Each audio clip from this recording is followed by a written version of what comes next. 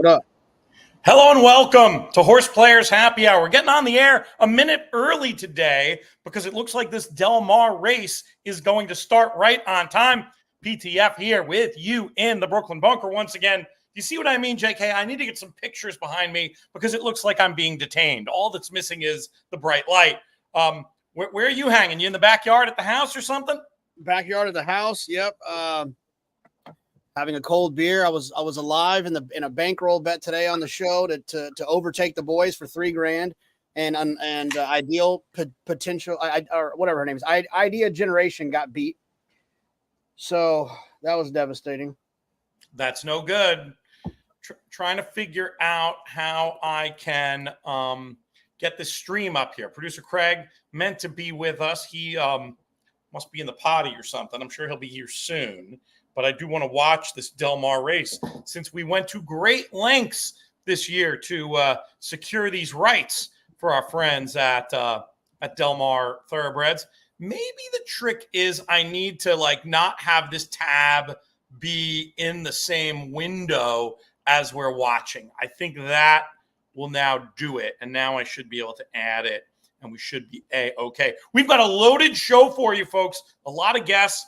JK starting off, we're going to be talking about racing from England. We're going to be talking about racing from Del Mar. It's going to be great fun. Speaking of England, one of our guests just arrived in the green room, but he'll wait till after this race and we'll bring him in. Let's see if I got this working now. Oh yeah, look at that. Did you have a chance? Now I know there's this big pick 6 carryover tonight at Del Mar. JK, Frank Scattoni, who's going to be joining us in a little bit, did a show on In the Money Plus, inthemoneypodcast.com/plus about that with Mike Probozzi. Well, looks like we lost Pete. So here I look, I can host. I'm the hostess with the mostest, I think. So anyways, yeah, I did look. There's 2 set. Well, I don't have the Del Mar race. I'm sure I can try to figure out how to put it up. But Pete will be back before the race, before they break. There's 2 sad things that have happened since I started working at Saratoga every day and being on air. One is that I don't get to hang out at Saratoga as much as I used to. And 2, I don't get to enjoy Del Mar at all, really. It's just the days become so tricky in terms of the racing with the 3-hour difference. And so that can sometimes be a little bit hard. And then here's Pete to save the day. There you go. I don't know what happened. I was presenting the screen for Del Mar, and then I suddenly got kicked out. So let's hope that doesn't happen again. That was no fun. I was just asking you if you had any opinion on this race or if you'd looked at the pick 6 carryover at Del Mar tonight. Yeah. I mean, I think the one's going to be tough from the inside, just, a horse that has some tactical speed from the rail. I always like those horses because they'll send them away from there instead of kind of, jacking around a little bit. I think sometimes that can happen from time to time. So send away with some speed from the inside. And I answered the question after you got off is I didn't really have a chance to look, which is one of the, and there's only 2 negatives to my on-air Saratoga gig. I don't get to hang out at Saratoga as much. And I don't get to really look at or go to Del Mar enough or at all. Well, at least you looked at the races that are going to be on the show. We're about to send it out to Trevor Denman with the call. All in. And away they go. Broken a good line. Slew's Joy from the inside gate is very fast. A Baden on the extreme outside goes up to join. Zimba Warrior tucked in third in the gold cap. Outside of that comes Granada Flavor. Great Heart is in the red colors, 4 lengths off the leaders. Then we drop back to Never Seen Before. Cross Examiners racing second last, and Granada Flavor now last, 8 off them. They head to the 3/4 pole, and Slew's Joy tries to slow them down up front. Up alongside of that comes a Baden. Those 2 now stride for stride. They've been followed by Bravestone, moving up a close third. Then back to Great Heart, tucked in 4th at the rail, just waiting for room. Zimba Warrior is in the gold cap. Alongside of that comes Granada Flavor. And then we come back to Never Seen Before. They head past the half-mile pole and Slew's Joy down at the rail and a Baden. They still stride for stride. Great Heart tucked in right behind them now, just waiting for room. Bravestone is in the black on the far side, and Granada Flavor now sent along in the white blinkers.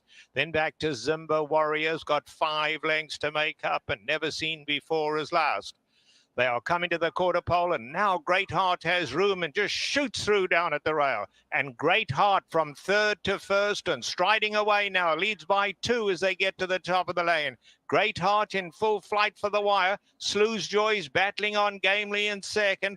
Zimba Warrior in the white blinkers is running on. Zimba Warrior coming fast now. Great Heart's got a 3-length advantage. Zimba Warrior closing with each and every stride. Great Heart hanging on to the lead. They hit the wire. Great Heart hung on to win it. Second was Zimba Warrior, and third place went to Never Seen Before. There you go. Horse ran all right, JK, the favorite, but just much the best there, making that decisive early move. The inside paths had certainly looked okay last weekend. There were a couple of closers. Of course, the one time I needed the speed to hold, I had that conscious thought, when they were turning in, it was like the 1 and the 4 and then everybody else. And I had that thought, well, if I don't win from here, the track will have changed, whatever. The 2 comes from dead last and gets it. Anyway, but yeah, that horse was much the best. And we kick off the contest with one of the favorites there. So we'll see what that does as far as our contest goes. Did you like the HorsePlayer Happy Hour commercial, Pete? That we did? It was amazing. You were hilarious. Did he really just spring that on you? Was that staged? Yeah. No, Lafitte. He just handed me the damn battery. You had read that cold like a freaking pro. Well, because I know what it is. I know most of the words because right. Still, it's very hard to read cold copy. That was funny enough, JK. That was one of the things my dad was famous for. They would always get him, at the radio station, you would bother different people to do ads at different times. If they were ever like in a rush or whatever, like he was famous that you could hand him a piece of paper and he would read it as if rehearsed. I do not have the same skill as many people who've listened to me read ads on our airwaves can attest, but you did it. You got channeling a little bit of the old man. I'm impressed. Yeah. It's like I said, it's a comfort zone, right? Because I know what it is. But yeah, I mean, I don't know if there was an impact at all in the. I think it was decent. We got we were like 144 last week. We're 189 this week. It wasn't like, oh my God, but it was a solid. It's plus 50 over last week, and it's a different format with the Mar and Saratoga. I'm neither blown away nor disappointed as we do our customary production meeting in the middle of the show when it comes to that. And hey, it's been fun doing these Friday and Sunday NYRA shows. I may end up making more money than we get paid for these Friday and Sunday NYRA shows just for the money that I win / don't lose by doing the shows, forcing me to do the work. You talk about how busy we get up here. If I'm not on the air, like a day like today, I didn't have time to look, so I didn't go. It was like, you know what? We need to. The fridge is beer. The whiskey bottle selection is down to double digits from triple digits. We need to go correct that. We're out of bird food. We've got to go sort that out. These birds give me dirty looks in the morning. I don't need that on my conscience. So I went and took care of all that business instead of rolling over there today. What is going on in your bankroll challenge? I think that's an interesting question here as we prepare for the second contest race, which is the next at Saratoga. Oh, I mean, I'm betting. I'm firing away. I mean, like, and I don't mean this in a bad way, but Paul and them are like, betting $50 a day on, and I bet 400 today. I'm like, I think I'm down to it started with 4,000. I'm down to 1,800. I talked about it before. I'm not going to say it on the air. Andy's kind of had my back a little bit, but I turned in a wager at 12:58 one day, and the race didn't go off to 4:30, and I scored for 3,000, but never made the air, so I can't claim it on the show. So can't claim it. Now the people in their parents' basements on Twitter can mocking you. Yeah, I can have fun. I don't care. I got. You can make fun of me in the bankroll challenge. I have 2 seconds in the Breeders' Cup betting challenge. So whatever. You've won a certain award that on some level I know you're still proud of too, because you were out there taking the lumps and getting it done. Don't worry about it, and don't give up. 18. No, I'm not gonna give up, baby. I had him against the ropes today with a 6-1 shot into a Chad Brown favorite on the turf. What happened in that race? Was it the horse didn't run? No, I just didn't run. You know that horse is. It's that horse that was like Chad's favorite 2-year-old turf horse. It was supposed to be like the best 2-year-old turf horse he's had since Lady Eli, that he like loved, but she just never really materialized. And she's also the one that we all had that big win bet on her. We'd all bet her. We'd all needed her and all these things. And it's that race that was called the no contest a couple years ago when the tractor came on and we all got a refund, which was nice. That was amazing. Yeah, we were going to do it in hard that day. Yeah, it wasn't going to go well. It's funny, the history of the Chad Brown fastest horses in the world and us. There's a lot of good stories. What was the one that we all bet out on? And it had a bad post. God, I'm almost coming up with the name. Last race of the day, had a bad post. It was walked out of there. We were so disgusted, we started leaving. It was good, like in a good governance. Good governance. I was going to say Governor Sam, but that's a different horse. And it's funny about good governance. That's like one of the first groups, if not the first group. It might have been this. If it wasn't the first group, it was the second group that Chad had went over and got from Tattersall's. Yes. Like I think it might have been the newspaper of record group, but good governance was a crazy horse, and he didn't actually run until he was 3. And so, yes, it was later than that. It was more than 1 year after Lady Eli. Well, no, not Lady Eli. Newspaper record. Newspaper record. You said that. My brain is. Good. Let's see. Yeah, I remember Pete. You're going to be right about that. I was distraught, and he, wait, yeah. And the good part of the story, as we're walking out, we all is lost, and it was one of those things you could hear it in the race call, you know. And here come good governance making a bold run from last, and what the thing just got up in the shadow of the wire and bailed us out. Yeah, you know, it's the math isn't adding up about it being the first one since newspaper of record, but the rest of that part is true. So an interesting aside here.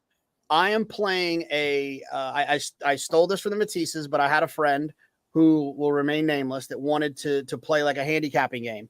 And a fun handicapping game, if you've never played it, is like a Showviver thing where you basically have a group of people, everyone picks one horse a day, and you try to you know, right. if you're off the board, you are eligible to lose as long as someone finishes worse than you that off the board. So you can run 4th, but you're up to lose if someone doesn't run 5th or worse. Yep. Long story short, I ran 5th today with idea generation. So if anyone wants to root for me or against me, my parents-in-law have the 5 in this race, and our mutual friend that sits in the paddock bar with a nickname, he has the 8. Oh, he's involved in this too. Well, I think Mr. I don't know. I mean, he doesn't even want to be named anymore. We've talked about him 100 times. Did he dress you down and say, you know, they're after me? I just like to be mysterious. I'm talking about Doogie, and actually, and his son Anthony, they're playing as a team together. When we were they're in better shape than your in-laws. Your in-laws are a little vulnerable here. I mean, you know, on the raw math as we get ready to go into the gate. So who would you want to bet in this race though, JK? Let me remind myself here. I got a million things going on. Hold on. Let me get to it. I actually like the horse. They're loading slow. The Cruz de Catalina, the 2 horse that won first time out for Riley Mott, the Catalina Cruiser, from our friends at Lanes Inn. Source was impressive on debut, was working down at Churchill, came up to New York to run. I like this horse a lot. So I would pick the 2 in here. But yeah, I'm my eyes are going to be solely on the 5 or the 8 running 6th. You need to get somebody behind you after that 5th place finish. What's the tiebreaker if they run the same? Everyone's out. If you all run, I like that. There's been 3 of us that have run 5th today. So two had my horse, me and someone else had my horse, and then someone had the 5 that just ran 6th in the last race, the race before this. So we basically, I'll drag someone under the water with me if I'm drowning. I'll let someone else come too. Because we allow rebuys. You're allowed a rebuy. Oh, that's fun. Your first rebuy is 100 Skittles. Your second rebuy is 200 Skittles. And then there is a one-time option for one person to rebuy for 1,000 Skittles. Only one person can though. Only one person can. So it's like sometimes it's a race to get to that one, but The pool is up to 1,700 Skittles right now, and it's I'm telling you, sometimes it's more interesting than the real wagering that's going on. Oh, I love it. Now, this is the official Matisse one, or this is another one? No, this is not. This is another one. Someone, a friend asked for a little small group to help, and I was like, I got an idea, and I stole the idea from the Matisses. The Matisses do this with all their backyard folks. They usually get about like 30 or 40 people in it, and it's a ton of fun too. But it's a fun way to stay interested and give you something to look at. Let's go to Frank with the call. Out very quickly, but it is Easy Play who's fastest. Easy Play takes the lead, usually in second. They're followed by Better Humor Me, and Cruz to Catalina is in fourth. Dolomite inching up on the What do you outside think? takes fourth. Which is the number you need off the board here? The 5 or the 8. Praise, they got to be worse than. They have to be worse than 5th. They got to be 6th or worse. With a half mile to travel. Has it by 2 lengths. You might be in trouble with the 8. Second and third, they're joined 3 deep by Dolomite. 5 you might be in luck with. Went in 22 and 2/5 seconds. The horse is running a little now. Has 4 lengths to make up. Huge gap to Perpetual Praise, followed by La Banquera. And at the back of the field is still Big Hazel. How many are up there in the vanguard? Is that like 6 of them? Making her presence felt on the outside of Easy Play. I worry the 5 is easy. These 2 swing for home, head and head. 3 lengths back. Muesli in the red colors, followed by Better Humor Me. Cruz to Catalina on the far outside as Dolomite. You're all right, JK. Has taken control. You're all right. Has a 3-length lead. Cruz to Catalina trying to get into what second. A suck out. Dolomite you really deserve to be bounced and for too this classy. thing. Dolomite wins by 3.5 lengths. Cruz to Catalina. Well, the bad news is I can't celebrate. I'm staying at their house. If they see this clip, you may be in the garage here tonight. They're at the track. I don't. They're at the track. You're safe. Nobody tell them. Nobody tell them.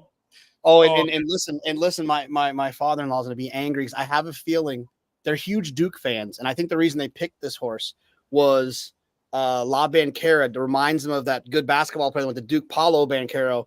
Yep. And so a hunch play took him to the rack.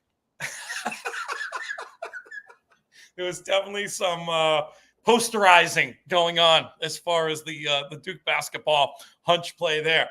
All right, we're going to bring in our next guest, and then we are going to look at a leaderboard. But I think we should bring him in now because he's been waiting so patiently in the green room. So happy to welcome back to the In the Money airwaves our friend Callum Hellawell. Callum, take yourself off mute if you are not aware that you're on mute, and let us know how you're doing. That's his gig. That's his gig, is to get stuck on mute. You're much more of a professional than that. What's up, friend? Seriously.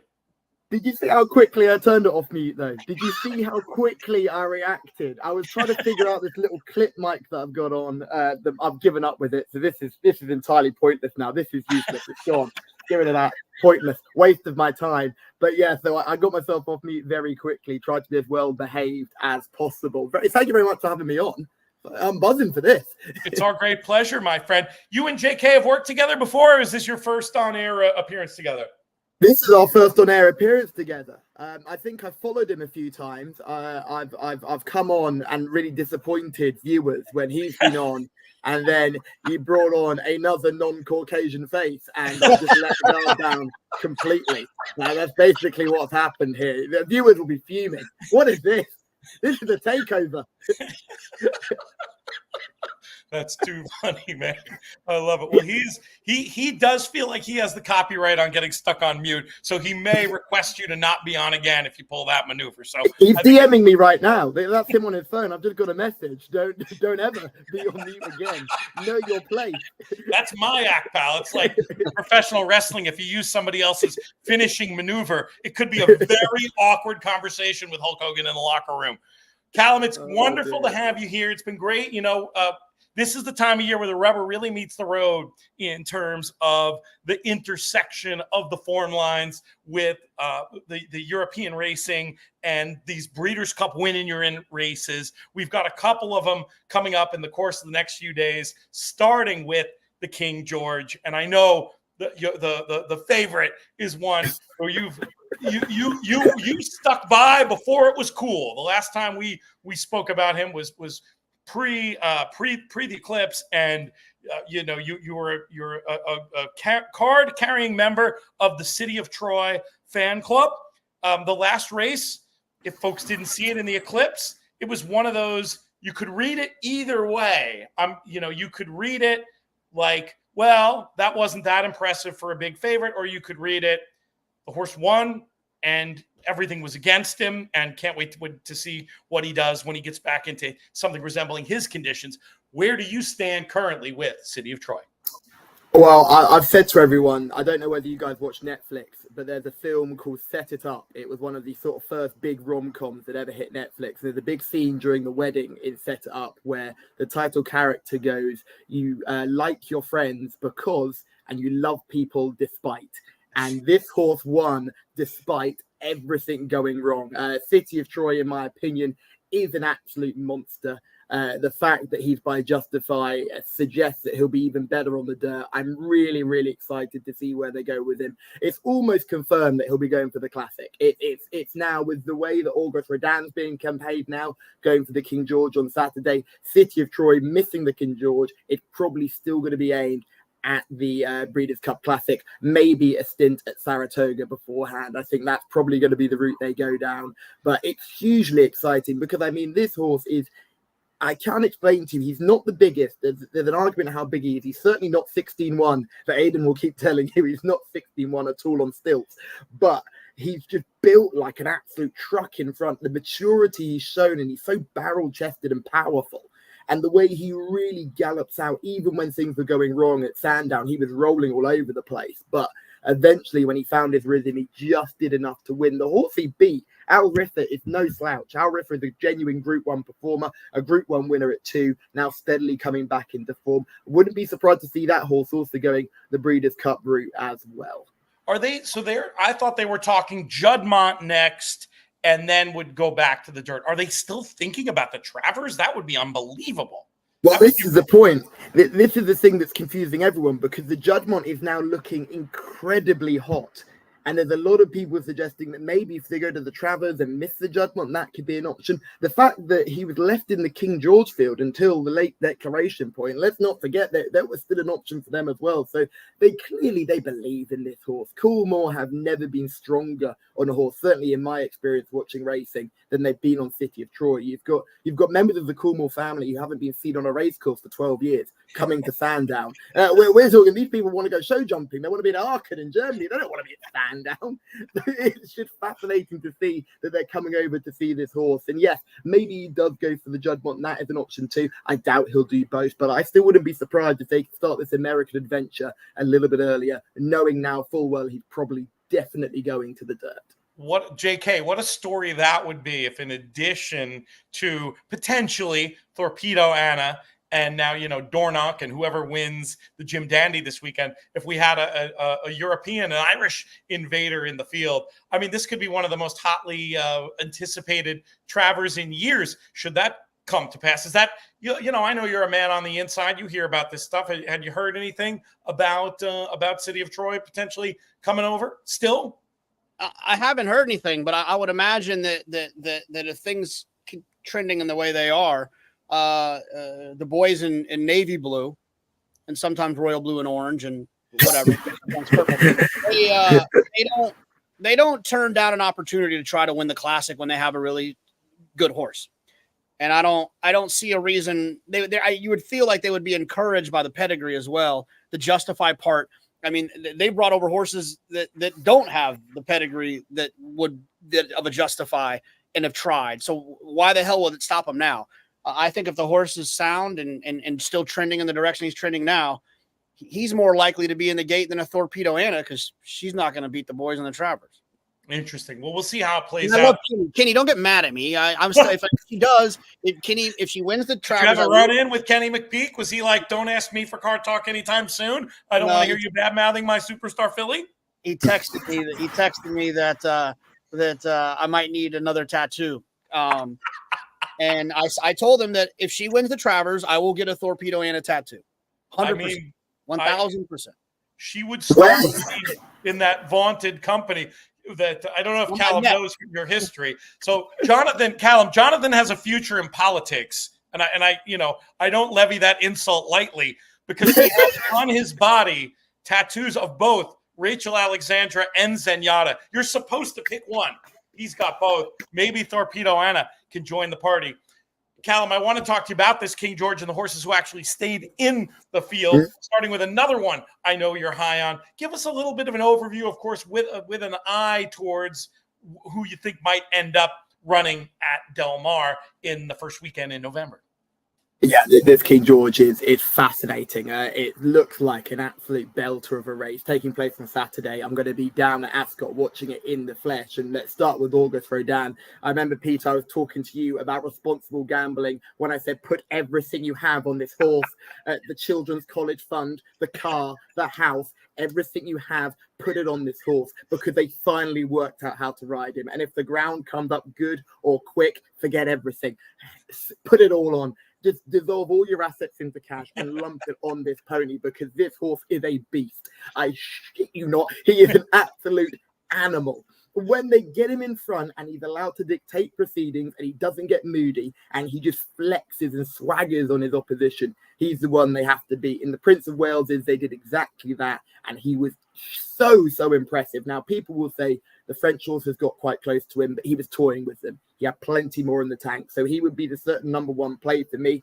But the boys in royal blue, in the case of Godolphin Ascending Rebels Romance, who is the globe-trotting superstar. You know Rebels about him. Romance.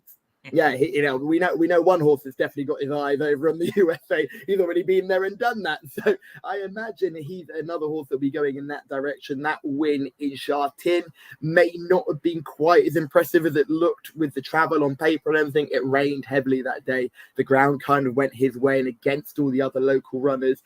He didn't win massively impressively, I thought. I thought he went away from the field and got a little bit sleepy and a bit bored at the end of things. I think there's more in the tank. But if you look at his British form, there's lots of ones, but it's in Group 3s. It's in Group 3s, in Group 2s, and then he went over to Meydan. He's been so well campaigned. Credit to whoever the racing manager is at Godolphin, because A, that's the coolest job in the world, and B, they've done a magnificent job just getting him into these races that he can win. This is a different level. There's been a lot of confidence about him. There's a lot of talk. A lot of my friends in the Middle East, they love him. A lot of my friends in the UK really love him.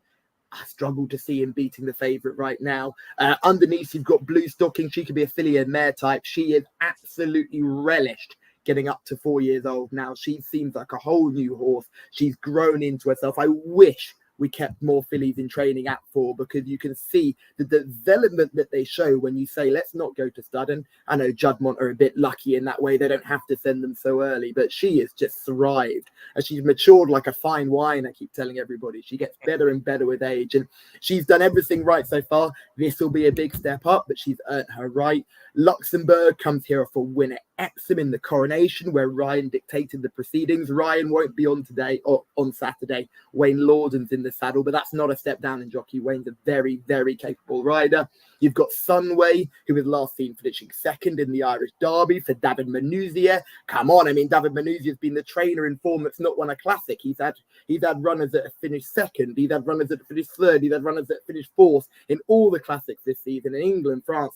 and Ireland. And unfortunately, he still can't get his head in front in a classic. Sunway, his best horse, will be looking to do that today. Not in a classic race, but in a Group 1 nonetheless. And don't forget Dubai Honor, the forgotten horse in this field, around 22-1, a winner last time out for William Haggis. Tom Marquand, is there a better jockey riding at the moment? Just power-packed in a finish. So Dubai Honor, I think, could probably outrun the odds. But for me, what looked to be 3 weeks ago a bit of an afterthought of a race has turned into a really fascinating contest. But I'm going nowhere apart from the favourite, who is, in my opinion, just sex on legs as a racehorse, really. I just absolutely adore him. And I can't wait to see him just be ridden positively, turn into that Ascot Straight and just power away. What do you think they're thinking in terms of his Breeders' Cup target? Is it definitely the turf again, or could he be one who might try the dirt as well? In that theory, JK was saying before that we've seen them take some horses where it wasn't necessarily a slam dunk on pedigree and take a shot. I mean, you wouldn't think they'd run them both in the Classic, but I don't know. What are you hearing? What are you thinking? What are you knowing? Well, remember last year, before City of Troy, Aidan O'Brien said in his post-race interview with Nick Luck, I remember it clear as day, he said, we want to go for the dirt with this horse.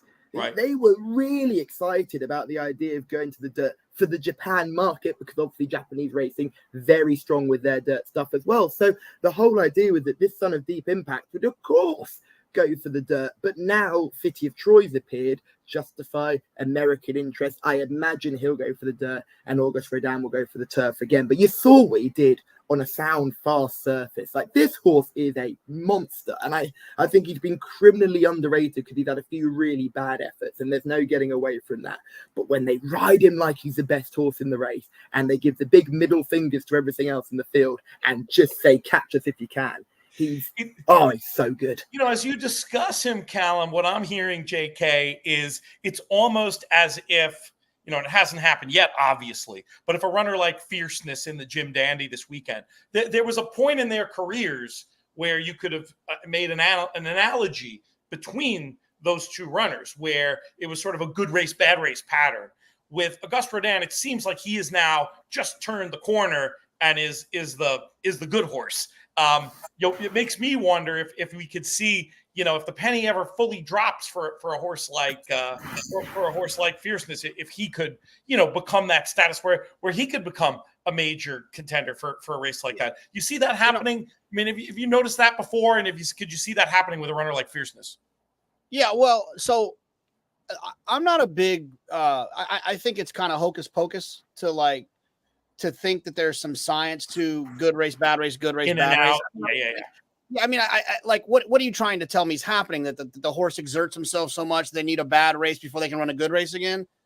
I think a lot of situations are circumstantial, right? And it just so happens that when there's a circumstance that happens and you look down and there's a pattern, and then people go, oh, there's a pattern, but it's not really a pattern, right? It's like, I think with Fierceness, he ran well on debut. And then he ran crappy in the Champagne on a sloppy racetrack that he might not have liked very much. And then he came back and he won the Breeders' Cup Juvenile. And then he had a comeback race where he didn't run well. And then he won well in the Florida Derby where he got loose on the lead. And then he didn't run well in the Kentucky Derby. But there's circumstances surrounding that. I'm not a big, and plus he's going to probably gallop on Saturday in the Jim Dandy. And then everyone's going to say, told you, good race, bad race, good race, bad race. Yeah, I don't. One of the reasons I want Sierra Leone to win, actually, is to not have to listen to that. But there is a great line. I wish I could quote who the originator of it. Certainly not me, but it was something to the effect of, the human brain is so good at discerning patterns that sometimes it sees patterns that aren't really there. And I do think sometimes that in and out thing can be that.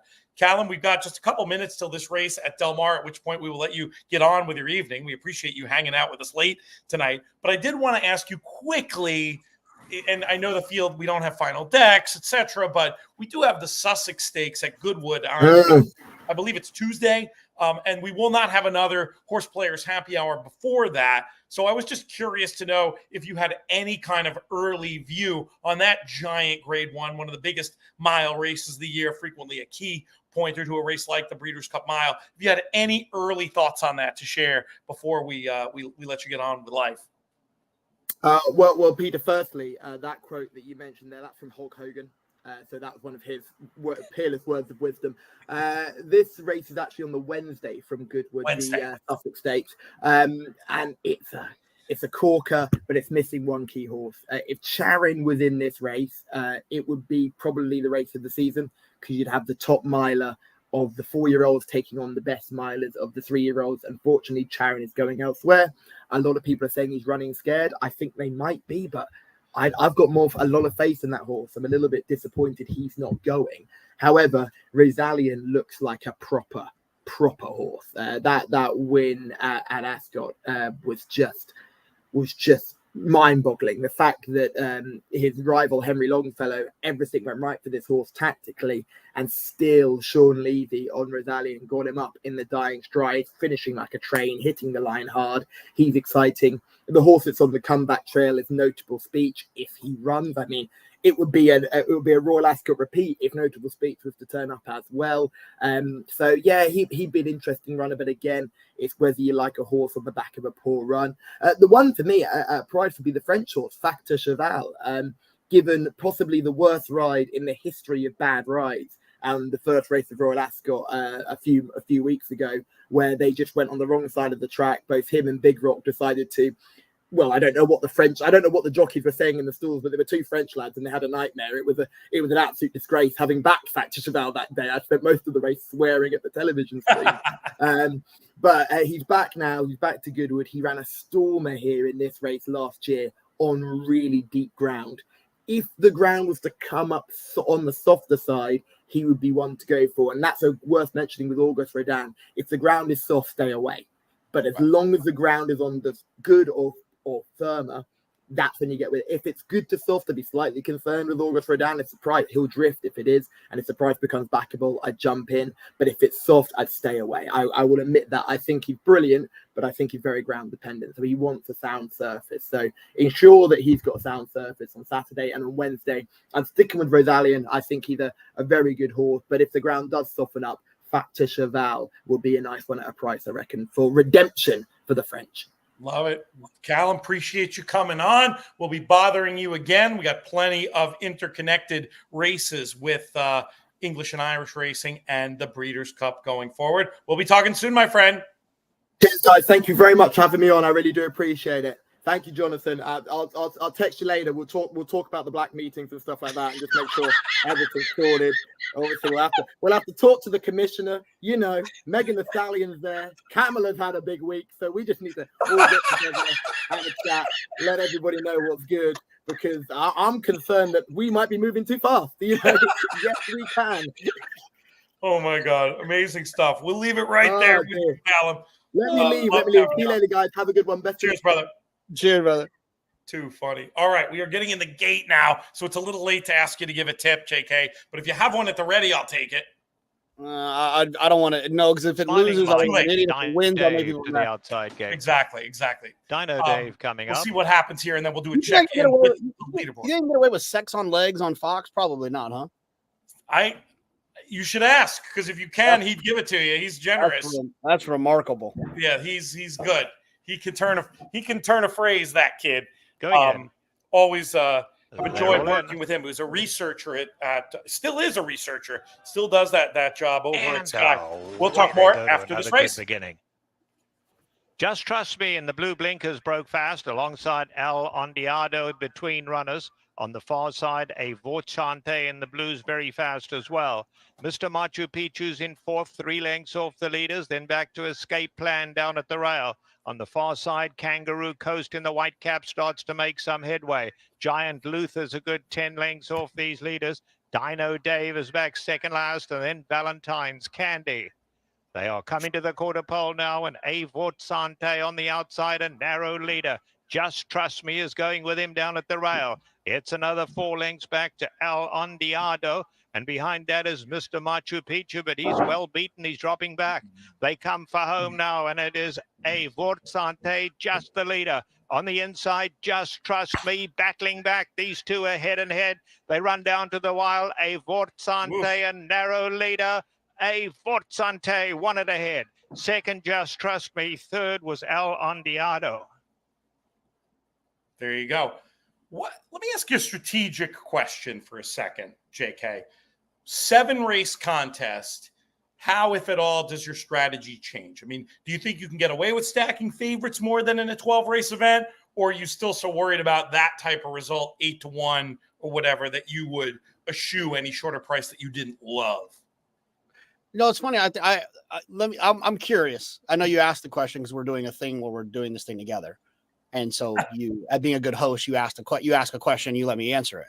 But I'm curious if you actually know the answer to that question from me. What's my answer to that question? I think your answer to that question is it just becomes a play who you like situation. And if it's a sequence where you love the favorites and want to stack them, you will. But in an open race, you're gonna lose those. You're not gonna play a favorite you don't like because it's a short sequence, and you'll just get creative and just try to be right one time. 1,000%. I always tell people always ask me all the time. Ever since I've been in contest, even when I was at the place with the letters, doing the other place with the letters and the You know what I'm saying? We got a lot of places with letters. This is horse racing. It's one place with the letters after the other. Damn alphabet soup around here. Yeah, but the place with including 3 letters. ITM. We're not helping the problem. BC, ITM. The place with 3 letters is the place with 3 letters is great. The place with 4 letters in New York is great. There's some other 4-letter places that. But my point is that you might have some 4-letter words for. Is that where you're going with this? I did a mentor thing there where I used to have to talk to a lot of players who were getting started in contests. They used to always ask me. It's a question I got all the time. You know, well, how do you know whether to play? How do you know what you know, in this tournament, there's 12 people, it's $100, it's $500. It's all the same answers to me. You have to just play what you like because it has to be the opinion that you feel about the races that come up. Because what happens if the people that watch Saratoga today, what happens if all 12 races are races like the 5th at Saratoga where Unlimited Potential was dropping in for 16 and he won for fun? So what if every race is that? Are you going to lock yourself into, I'll never take a 2 to 5. I'm always going to take the 7 to 1 shot that no, you just got to like the sequence situation. The sequence dictates what you're going to do. Now, and here's the other thing too, is like, you know, if you like some clever first time starter that's 7 to 1, who's trained by, you know, some cheeky trainer that can pop first time out. Do you want not using the 2 to 5 shot Unlimited Potential to be the reason you get beat because you were locked in to some, you know, EV police Twitter account that I have to take a 6 to 1 shot because if I don't, like they're robots now. These people, I kind of like that. Just play what you like. Just play what you like, you know? And that's the exception. I mean, I generally completely agree with you, of course. And that was some of the best advice in winning contest player. Paul Sherman is the first person I ever heard say, play what you like, put it another way. Chris Couples, pick winners, similar ideas. There are some things that, you know, I don't mean to bring up a sore point, but a contest like the NHC that is 3 days long and has, you know, you can't control your staking. Like, I do think it's reasonable to say in the first 2 days of an event like that, I'm going to have something weird's going to have to happen in an optional race for me not to play a 4 to 1 or higher. And some people would put that number a lot higher. But those are circumstances. Like when I used to play in that contest, which I won't ever again, I had a rule. You couldn't just you had to get the jab in. I'm just being clear. I only would play 7 to 1 shots or higher. That's it. Only 7 to 1 shots. Nothing else. I would never play something lower than 7 to 1 on day 1 because if a 2 to 1 shot wins early on day 1, it's not a problem for me, right? Like no one's advancing to this position that I just can't deal with now. Late in the day, like say you try to plan it out. And say there's a couple horses late in the day that I thought were going to be 7 to 1 shots, and they ended up going off at 4 to 1, which can happen. So I skipped them. So then I show up late, and I'm in a tough spot where I have to make another play because you have to do so many plays. In that point, I'll take a 6 to 5 shot. Right. Yes. Or you find something that maybe drifts up, but I will allow myself to get off of that rule. But that's my starting point. So I don't have a problem with starting point rule situation, but just like we were talking about with Callum, like the race on off thing. Like, so you're telling me that if Fierceness runs off of the screen on Saturday, that you're not going to bet him in the Travers because on off. Like, I think that's a mistake. I think it's a mistake. When the penny drops, the penny drops. I mean, I think it's an interesting. City of Troy is probably the better example, really, than Augusta Rodin. But they've both had their in and out moments, and that's just horses, right? I mean, they're operating on a whole other wavelength than we are, and God bless the ones that fire their shot every time. And I note it. I'm a lot more interested in a horse as a betting vehicle who fires their shot every time. But let's face it, man, those are few and far between, especially with younger horses. And I think, being flexible and not too locked in to any one way of looking at it is just a smarter way to be. Oh, so I was telling about meeting Callum. So I met him. He still is, but I met him when he was before he had done on-air work, he was a researcher for Sky Sports. Do you guys have researchers at Fox? Do you have people? You don't. You guys do it all yourself, right? No. We have people. We have a lot of people on the team. Who dig up stats and stuff. Well, it's not like they're just like ice cold stat people. Like there's a bunch of producers. Like there might be a situation where we're on the air and I can say like hey, how many wins did Irad have last year? And they'll look it up for you. But we don't have a lot of people. I mean, honestly, and I mean this respectfully, Andy Serling does a lot. When he does his preparation for talking horses, he'll give a lot of stuff, but no, we don't have a hardcore one. But yeah, I mean, it's similar. He would have been in that role, and we just had very enjoyable conversations, and it reminded me of talking to somebody like Matt Bernier when he was 22 years old, and just the enthusiasm for the game and the knowledge and the passion. It just, I love it when the youngs are into it, JK. It's that now that you're becoming more of an established old, you probably appreciate it more too. Whoa. Pete, did I tell you that I did I just saw it right before we got on, so I'm excited about it. I filmed on Wednesday. I filmed Cart Talk with Mike Smith.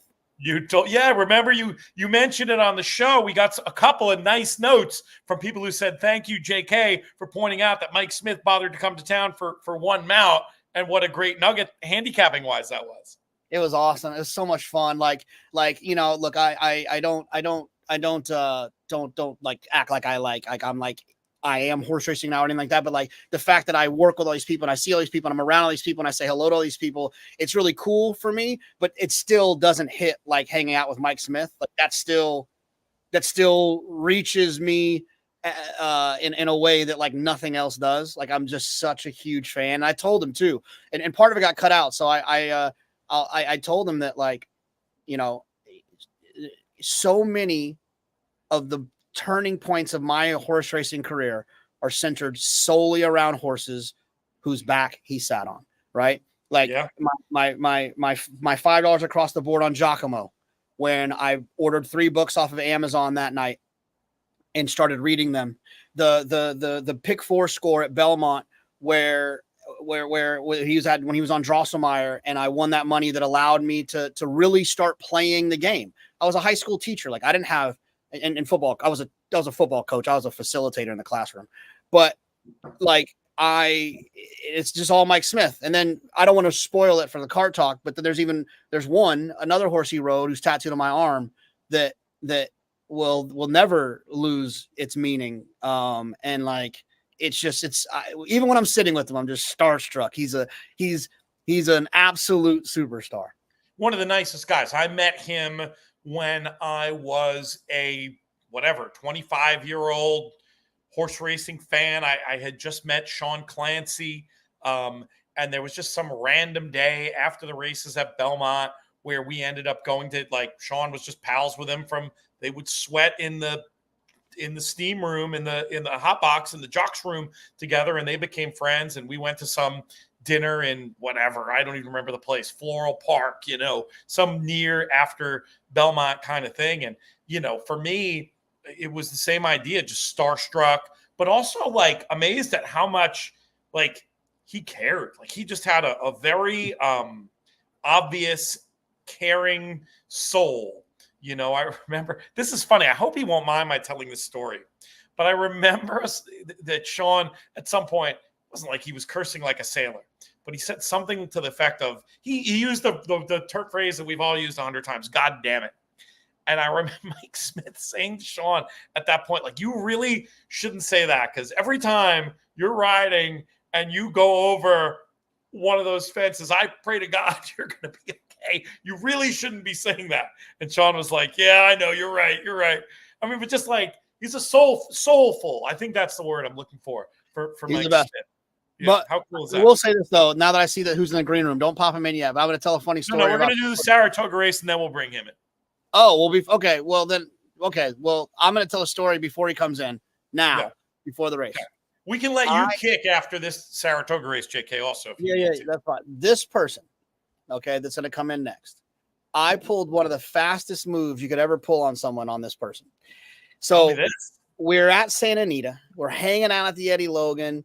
I was obviously participating in the Eddie Logan and what you do to participate in the Eddie Logan. This person was not participating like I was, but we were heading down to San Diego. And at some point, he found out I was going to San Diego. He's like, "Hey, I'll give you a ride." And I was like, "Oh, that's cool." I wasn't like Uber or something crazy. So I get in the car with him and I say, "Hey, listen, man, like, I'm not going to fall asleep or anything. Like, I'm going to roll with you here. We're going to be in this thing together. We're going to go." Before we got on the highway, I was out. I was out snoring probably. And I woke up in the driveway of my San Diego, my La Jolla Airbnb. This person got me there safely while I pulled the worst okie doke you can pull on someone, telling them you're not going to fall asleep, and then they just drive me 2.5 hours. Oh, that's phenomenal. Well, we'll add, we've joked about you being an Uber driver, JK, from your podcast. I think was it Chris who's in the comments today who said that when you've appeared on these shows from your front seat, that it's nice that your Uber passenger doesn't mind. Well, in this case, we will have your actual Uber driver on. But first, we're going to get to this race at Saratoga. Here's Frank with the call. Future is now. Coffee Maker, hard ridden for early speed. And outside of them, Run for the Hills is a close-up third. Don't Look Back at All, Carry Along the Inside is in fifth. Then comes Freedom Speaks. Danse Macabre, 7 or 8 lengths. You have any rooting interest here at all, JK? Is just outside no wagers or anything like that. And Zeitlos, I do the Godolphin horse worked with Star of Mystery, so I'm curious to see how that one runs. For the quarter pole together. Anything for the Survivor? Did anybody play anything you could be rooting down? No one played this. I bet they probably. I had Roses of Deborah circled. I might have played her if she would have. She got scratched because she had a fever earlier in the week, according to David Kears, whose name I finally pronounced correct. No, Kate just said that on the show as well. How about this down the center from the Blue Horse? Complete cavalry charge coming. Nah, not going to quite get there. 8. It's going to be Don't Look Back at All in a photo finish victory. Don't Look Back at All. I love that name. West Point Silks got in there. Seeing the West Point Silks makes me think of the show that I did recently with Shannon Kelly for our friends at the Jockey Club, and it gets into Thoroughbred Aftercare, which of course is the beneficiary of these shows, Thoroughbred Aftercare Alliance and Therapeutic Horses of Saratoga. We changed that up on you. That was my note for you. You did an amazing job, and I do not mean to break shoes here, JK, but the charity partner, and we still love TRF, but the charity partner on our side this year for HorsePlayers Happy Hour is actually Therapeutic Horses of Saratoga, Kim Weir's landing spot in the post-TRF age. But all three of those organizations do amazing job helping humans and horses. And if you want to hear some stories of Thoroughbred Aftercare that involve some West Point horses, check out the most recent episode of On the Lead. All right, should I kick you, or do you want to thank your old Uber driver personally? I'll tell him thank you, and then I'll go. Okay, there we go. We bring him in now, coming to us live from Del Mar. He is Frank Scatoni. What's up, buddy? Look at me, all grown up. I went from JK's personal chauffeur to the paddock here at Del Mar, doing your segment. So I feel like Ronnie the limo driver from the Howard Stern show. Now he's a celebrity. And good to see you, JK. Thank you for getting me there safely, Frank. I appreciate it. I hope you left a big tip. Let's put it that way. I wanted to say he had every right to fall asleep because I was probably droning on about a bad beat story. Anyone's entitled to fall asleep. Exactly. Frank, I heard this 3 times already. Another mutual friend of Frank and mine had the best line ever about bad beat stories, explaining exactly why they are so boring. Do you remember his line? I don't. They're all boring because they're all the same. I should have won and I lost. Get out of town. Nobody wants to hear, there are wrinkles that make them special. The Harvey Pack Bad Beat Story contest years ago yielded some gems, but I would say 9 out of 10 are complete flots. My favorite thing about being in the world of ADWs is that a lot of people don't actually have physical tickets. So the worst to me is when someone comes up after a race and just shows me their ticket and then stares at me, and I go, all right, well, let me look. Okay, who ran fourth? I don't. It's playing the super. I don't know. It's like 6. Okay, well, you had that one. This. It's just dizzying. It kills all the narrative momentum, doesn't it? It kills all the narrative You're momentum. nicer than I am. That's why you got me there safely. Because when people do that to me, I go, hey man, look, I don't. You got to tell me what happened. You got to tell me. You got to tell me what happened, buddy. I can't read. 17 races a day. Exactly. Let me check the charts. You know, it's just like some guy did to me the other day. He comes up to me. I'm standing we get off the show. I'm standing with my wife, my son, my family. He comes up to me, shows me a screenshot, puts it in my face, and says, "Read this." It's like a long one, like you just broke up with your girlfriend. A long one. And I'm like, dude, I'm not gonna read that. Like, I'm not reading that. And I said, just tell me what's going on. And he basically was trying to tell me about how 2 or 3 years ago at a yearling sale, he told someone how they should have bought this horse that just won for 40 the other day. Like, dude, I don't care. Why are you doing this to me? it's so funny. Oh my God! But you know what? That's why we love the game, because there's so many characters, right? Characters is the nicest way to put it. The nicest way to put it. JK, we'll let you get on with your evening. Always good catching up with you. Hopefully we'll see you this weekend. Funny enough, Doogie just texted me about getting dinner, so I may actually see the man. He's been more of a rumor this meet than an actuality, but that might be my fault as well. We'll talk soon, JK. Appreciate having you. Love you guys. Bye. Good seeing you, brother. You too. Good stuff. All right, So, Frank. the only reason why I get close sometimes, I don't want to freak out your audience, but since I'm outside and this sound is through the speaker, I just want to make sure I could hear everything. So if I look like a bug, sorry. We have some workarounds for that. We'll talk about them. Speaking of tech workarounds, and don't worry if you can't do it, but if you can turn your computer to the side, my OCD will be much happier because. Oh, I'm on the phone. Am I sideways? You're long. Can you see? You can't see the full shot. We have the black bars next to your face. If you turn it the other way, I think you'll fill the screen. Let's see. Let's see. This way? Yeah, usually that does it, but it's not doing it. You must have a lock setting on your screen. Go back the other way. That's just totally bizarre. I'm sorry. I've never done this before. We'll have to do a test during the week and fix it. If the host failed, we should have tested it. Anyone who has if you have a neurotypical brain, you probably don't care. For me, the black bars, I don't like them. But anyway, it is not any kind of problem. It was wonderful being out there for Del Mar opening weekend. Had so much fun seeing you and Terry and the crew. Really had a great time. Also happy to be back here in Saratoga and very excited about what we've got coming up, including this next race at Del Mar. But before we talk about that, I do want to talk to you about some action coming up this weekend. But it sounds like you might have something you want to talk about first. Well, I mean, it's $145,000 carryover, pick 6, right?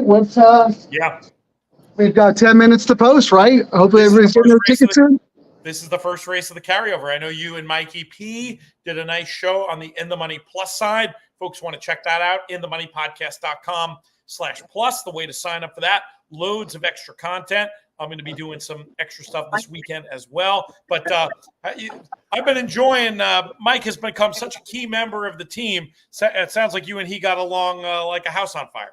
Yeah, Mike was great. I mean, no offense to you, Pete. I love talking to you. I could talk to you all the time. But it's nice when somebody mixes it up, right? I had Nick guest hosted one time, Spencer one time. Now Mike, it's nice. It keeps me sharp and on my toes. So we had a really good conversation. And the thing that I really liked about it is that we had some different opinions in the races. And we actually, I made him a friendly head-to-head wager in one of the races because he liked a horse who I wasn't crazy about, and I liked a horse that he wasn't crazy about. So we had a lot of fun with it. It was, in fact, John Gasper who made the Uber driver comment, not Chris. I knew it was one of our hardcore regulars. Sorry, John. Nice. Hopefully we'll see you up here soon. And Chris, hopefully you don't mind with the misattribution there. Are you playing this? Be honest. How strong are you going after this pick 6? Yeah, no, I put in a ticket because I felt like I could go tight in a couple of legs. I actually used the all ball here. We talked about this, on Mike's show. I do have some fuzzies that I like, but looking at this race, if anyone can say, boom, that's the horse, good for them. This is probably the toughest race I've seen to handicap in the first 3 days. That's how hard I think it is. There's not a lot of quality speed, and typically that's what you like to look for in these 5 furlong turf sprints. There is a speed horse who I looked at 20 to 1. I can't see the odds board behind me now, Pete, but it's number 7, Gritty Girl. 16. Yeah. Like I said, there's not a lot of quality speed in here, and she's not exactly quality either, but she has a lot of things going for her. Most importantly, the fact that Maldonado is riding, and he is the best gate jock here in Southern California, and he's very aggressive. I'd like if this horse was able to prep at Los Al in one of those 1,000-yard races. So they were just using that race to get speed into her and break on top, hope for the best. That being said, my top pick in the race is number 3. She's got away for Billy Joel fans out there. Cue Billy Joel. That has another. It might have another meaning in this pick 6 at Del Mar. Oh, which one? What's the other one? Oh, you don't remember that line? That was something we would say. That was something we would say when. Oh no. Yeah, no, I couldn't hear you. I thought you were saying there was another Billy Joel horse. No. I said cue Billy Joel. That was the Easy line. money, baby. Exactly. Back in the day when we were researching winning contest player, especially, I think I even shoehorned that story into the book. I've had a few people come up to me and tell me that they enjoyed that after you get that, whatever. It doesn't have to be a short price, but any, strong opinion, you press it, it wins. You say, cue Billy Joel. Cue Billy Joel. Yes, and younger and more arrogant days when we thought this was literally an easy game. Little did we come to find out that this is the hardest game ever. But sometimes they just leap out on the page at you, and I always say this when I hit something nice when I'm doing a write-up. I say, it's always nice when they do exactly what you want them to do.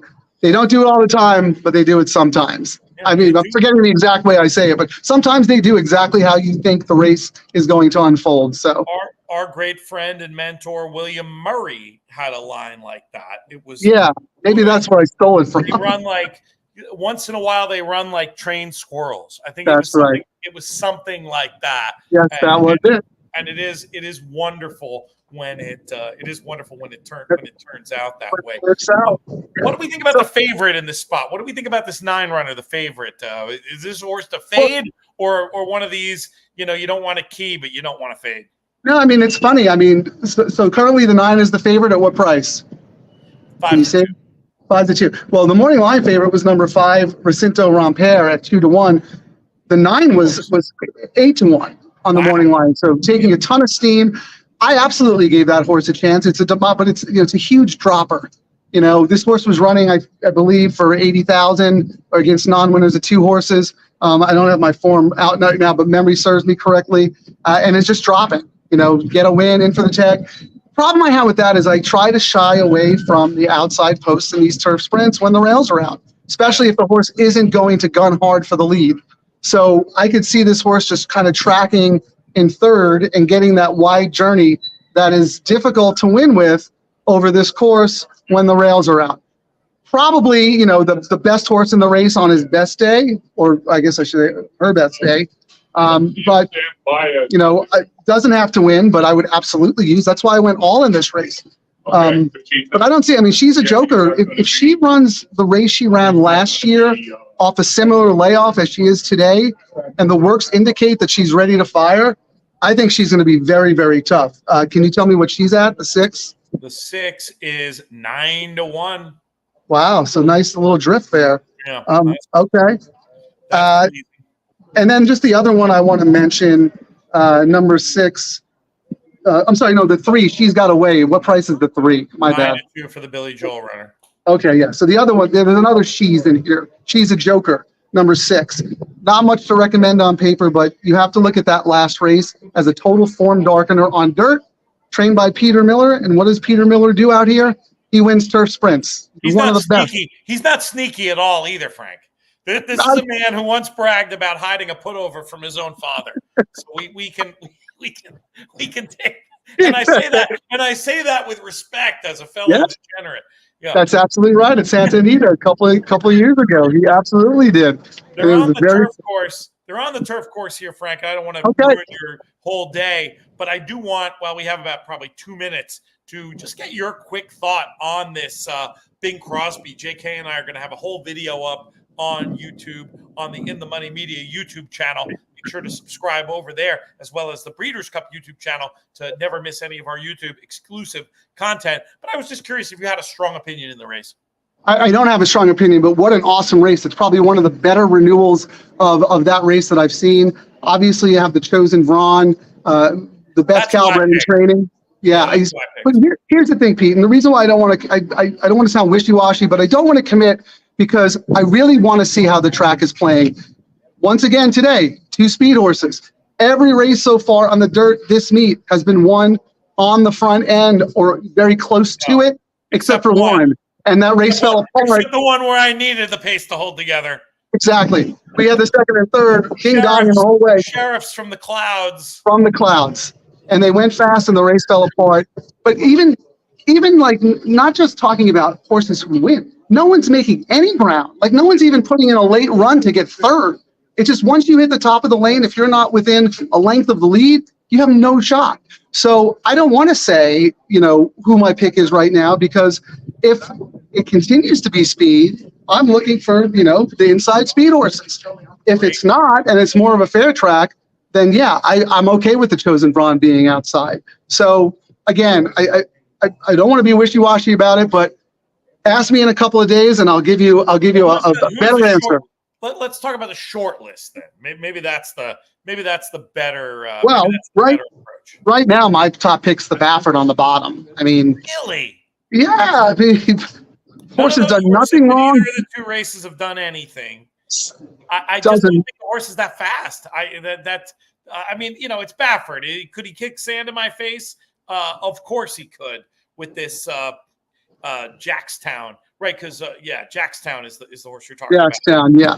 But I mean, to me, that horse can't sniff the lead based on pace figures with Straight No Chaser and Chosen Vron in there. Not expecting the horse to be on the lead. Drawn outside, he can just get good position and be within a length of the lead. Okay. That's where I want to be. I don't want him to get up into a speed duel because there are a lot of really, really fast horses in that race. My point is, Pete, the horse has done nothing wrong. Baffert obviously tuned that horse up off the long layoff. The horse won easy. And now he's running him here. I mean, I've seen this over and over again. Like if Baffert brings the horse back to run in a graded stakes, it's because he believes the horse is good enough to win. And we might see that horse go on for the second half of the year and be the top sprinter in America for all we know. I just saw the morning line for the first time. I capped without it and was sort of shocked to see Chosen Vron as the 6-5 favorite with Straight No Chaser at 6-1. I mean, if those numbers played out like that, I would go Straight No Chaser every day of the week and twice on Sunday over Chosen Vron. But I think they'll be much closer in odds than that. That's just how I saw it. And Anarchist. Speaking of Anarchist, yeah, and you have the one that ran, the other one that ran just missed last time, 2 back against the Chosen Vron as well. I forget the Happy. I can't see my form. Happy Jack, who ran in the Derby a few years ago. Yes.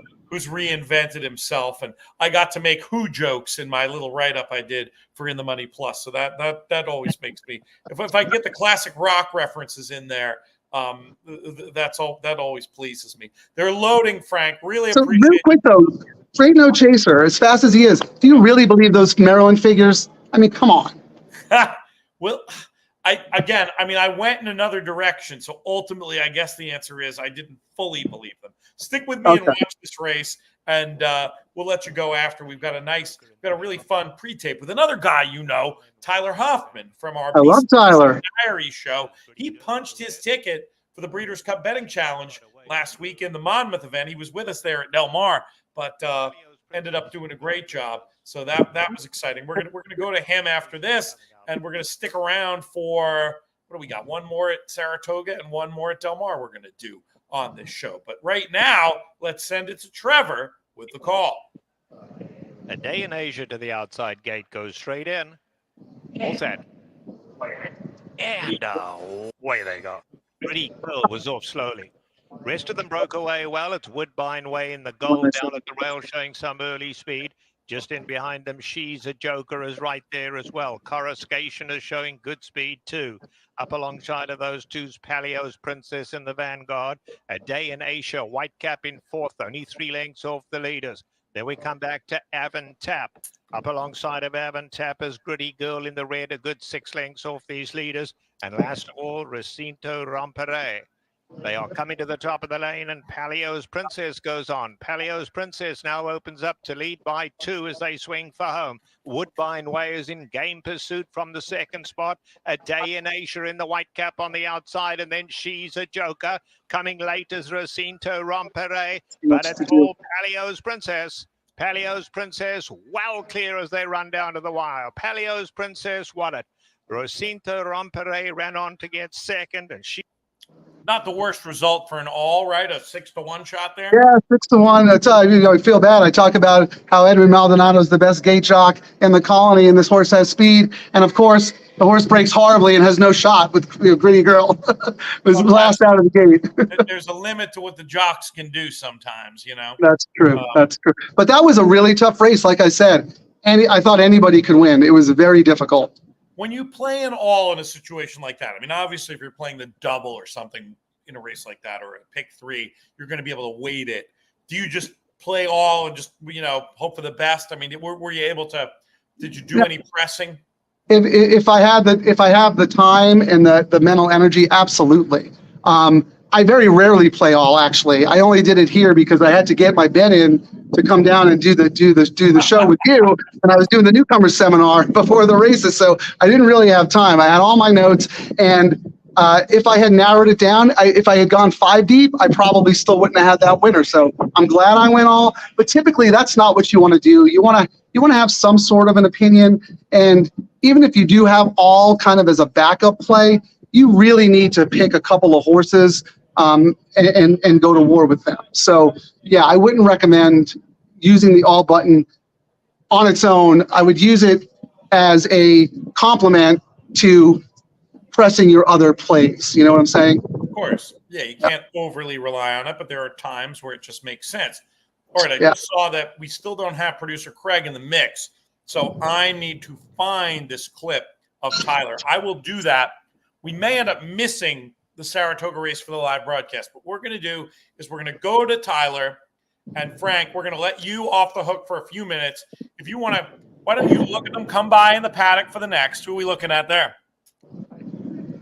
I was just bringing it over because Baffert was just walking into the paddock, and we were just talking about him. He was with Kurt Hoover, so I was hoping we'd get a little shot of him there, but I think we saw him. we're working out the glitches here. Yeah, come back, watch him walk through, and then pop back in for the next and last race, and we'll dance from there. Okay, and I'll see if I can get the screen going. I got to check with my camera person, though. She's on union wages here. I don't know if she can work overtime. Be careful. See Shout out to Terry. All right, let me get going, and text me later when you want me back, all right? As soon as they walk by for the next race, pop in the green room. Oh, okay, cool. Sounds good. Awesome. We'll talk later. Frank Scottoni, great to get to see him, hear from him. So now I have to find the file where we have Tyler's interview and get it queued up. And boys, it's not going to be easy, but I'm going to do my best because this is a cool interview. And I do want to give a little bit of extra love to BCBC Diaries. So this is the new show that we have, and we are covering, essentially, and you probably guessed this without me saying it, Breeders' Cup Betting Challenge qualifying. And it's been just an absolute ton of fun. We've got 3 players that we are following. And when I made this joke in the show, when we came up with the concept, the only fear with the whole thing was that we might, have something frightening happen where we, did this project the whole way and we didn't have anybody qualify. Well, we don't have to worry about that anymore because we had one of our players qualify in last weekend, and that was our buddy Tyler Hoffman. And I am going to figure this out now where I'm going to promote this to the stage. And you might have to watch me fast forward for a second. But hello and welcome to a new episode of BCBC, trying to beat fun to get the Breeders' Cup in, etc. Fun to get the Breeders' Cup entry. It's not that expensive to play. $600 buy-in, and you have an opportunity to win fabulous prizes, including assuming the participation is what we think it's going to be, Breeders' Cup Betting Challenge seat for that one as well. Without further ado, let's bring in the man of the hour as far as BCBC Diaries goes, Tyler Hoffman. Welcome back to the show, and congratulations on a fantastic result this past weekend. Thank you so much, Pete. It's always fun to get the Breeders' Cup entry in and done early in the season.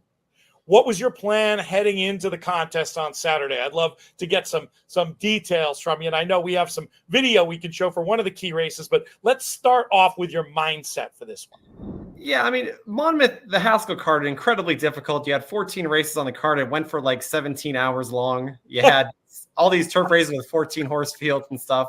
I really wasn't trying to beat the card. I was just trying to beat a race or two. I knew what a target number was to beat that I at least thought would qualify for the BCBC seat. And thankfully enough, had a couple of races early in the card. I was able to hit one of them and was able to kind of coast the rest of the way through. Let's drill down on some of what you said there.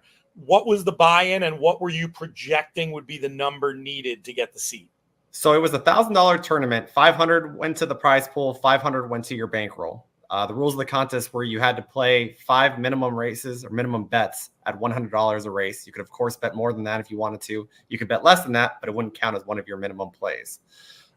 So with that said, just kind of based on the history, and this is where Monmouth does a really, really nice job of having historical archives to go back and reference. Kind of had a rough idea that in order to finish in the top 10, it looked like right around 3,000, 3,200 was probably going to be the cut line. So as long as you were above that, historically speaking, you probably had a pretty good shot at winning the entry. Now, again, you had a record number of participants in this year's contest, which also would increase the cut line, you would think. But with that said, it probably wasn't going to move it more than a couple of $100 or so from that standpoint. Very, very sound logic. I like that idea, what you said, too, about not trying to beat all the races, trying to beat a race or two. What was the spot that you were, let me know a couple of spots you were the most attracted to. And of course, we'll culminate showing the excellent little footage you got of yourself. Yeah, so the second race on the card was not one of the feature races, obviously, on the Haskell card. It was an optional claiming $20,000 event, a 6 furlong sprint. Going into the day, I kind of had an idea of what I wanted to play. The only consideration really was which horse was I going to key, and I was kind of between a couple of runners, or between the 3 in that race, Awesome City, and the 7, Chuck Willis.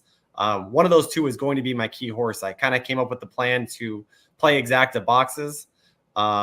Just kind of depended on which way I was going to go. The bet I ended up making, I decided to use 60% of my bankroll in that race, was I played a $50 key exacta box, ended up being with the 7, Chuck Willis, to both the favorites in the race, Atomic Tone, who was the rail runner, kind of looked like the horse to beat on paper, Awesome City, who was the other possible key horse, the number 3, and then the bottom runner, Wickline, for Brittany Russell off the long layoff in Irad. That horse took a lot of action and kind of scared me into using it, and the exacta payouts were worth using it in that spot. Thankfully enough, it really didn't matter which way I went in the race, since Chuck Willis, the 7, and the 3 Awesome City ran 1-2. Either which way I had to key the race, I would have hit it, and that vaulted me to the top of the leaderboard with a score of just over $4,100. And then I was pretty much coasting from there because there really wasn't a whole lot more on the card that I needed to do to attain the BCBC seat. And then it was just a matter of how much I wanted to risk to try to win the tournament. And we can get into that strategy in a second. I'm curious to know how confident you were after this that you were golden. I mean, were you waiting for the other shoe to drop, or were you feeling fully? Did it feel like mission accomplished? No, it felt like mission accomplished at that point. Again, when you only had to make at that point 4 other $100 minimum bets, and there were some big favorites on the card, I basically show betted my way through the middle part of the card, took some of those big favorites just to make sure I hit my minimums. The video that we're going to pull up here in a second is actually from the 14th race, which is the other quote unquote big bet we made in the race. That particular bet was a $100 exacta box between the top 2 finishers.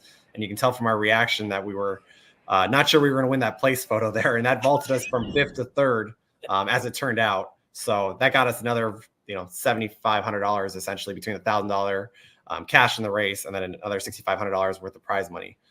So it was still a good feeling to end the contest, despite the fact that it wasn't quite enough to win it. It was still good enough to make it a really memorable day.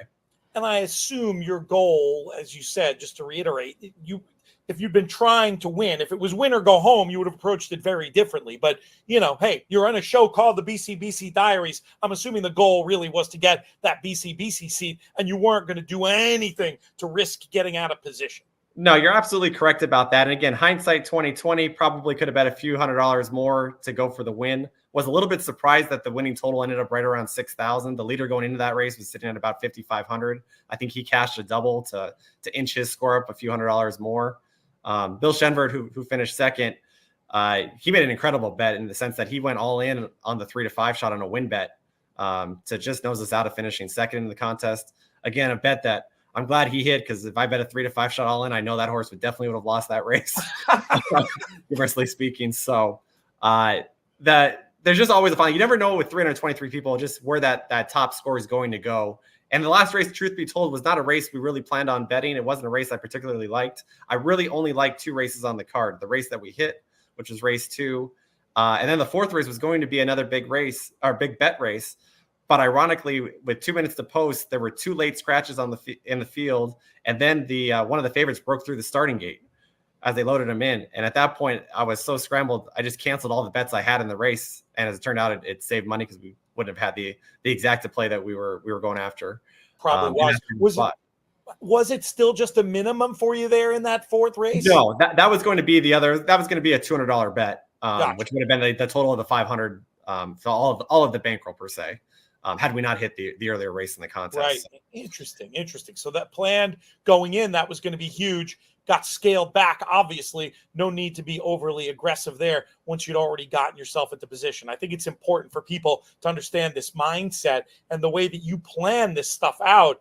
Fantastic. You obviously learned it from somewhere. We saw a man in the rooting along with you in the footage we showed before. Tell us about the guys in the photo here with you.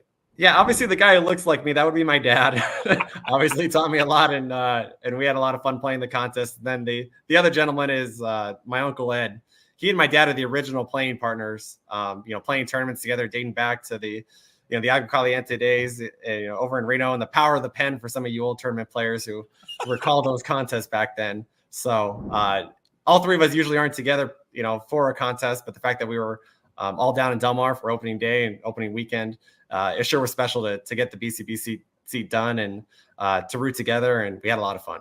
I don't expect those old references from you, but that's obviously your dad's influence. Next, you're going to be telling me about the Cal Neva tournament. I'm sorry, it was the Cal Neva tournament, not the Agua Caliente. The Agua Caliente was down in Mexico. I got my stories confused from back in the day. That was the power of the pen. Sorry, Dad. Right. I wasn't sure. I wasn't sure if I had my history mixed up, but I remember working on that book called The Winning Contest Player years ago. A lot of folks would talk about the competition out there. And yeah, that was the early days of tournaments. It's evolved now. This online element is great. The fact that you're playing racing on the Jersey Shore while you were out there at Del Mar. How did you enjoy opening weekend? I enjoyed Monmouth a lot more than opening weekend, ironically. It was a heck of a lot more profitable, but it was still great to be down at Del Mar. I mean, who's going to complain about having an opening weekend at Del Mar? The weather was perfect. The quality of racing was terrific. And there were a lot of nice prices that won over the course of both days. So what comes next for you? Are you'll be angling to get another BCBC seat? You'll hopefully be continuing to play on HorsePlayers Happy Hour. Do you have an intermediate goal, or are you just sort of playing it as it lies, as it were? No, I'll play it as it lies. Obviously, definitely we'll be still continuing to support the HorsePlayer Happy Hour, and certainly trying to win another BCBC seat that way. As far as my dad and I go, we'll be competing in the Del Mar tournament this upcoming Saturday and Sunday. That's a 2-day event. We love that contest. Plentiful of BCBC NHC seats are awarded in that thing, and it's always something that we like to support. Along the tournament circuit on the West Coast. So that'll kind of be the next opportunity for Hoffman LLC, so to speak, to try to win some more contest prizes. Great stuff, Tyler. Appreciate you, and we'll see you on the leaderboard.